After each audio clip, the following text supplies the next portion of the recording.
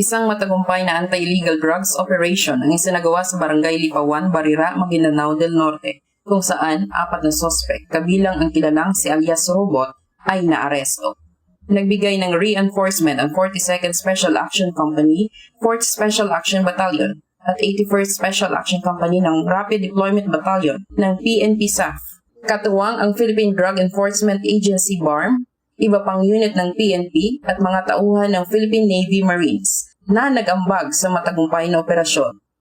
Nasamsam mula sa mga sospek ang isang heat-sealed transparent plastic sachet at 25 na maliliit na pahabang sachets na naglalaman ng tinatayang 70 grams ng puting kristal na pinaniniwalaang methamphetamine hydrochloride o shabu na may tinatayang standard drug price na 476,000.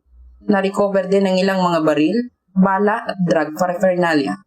Kasalukuyang nasa kustodiya ng PDEA BARM ang mga sospek at ang mga nakumpiskang ebidensya para sa dokumentasyon at tamang disposisyon.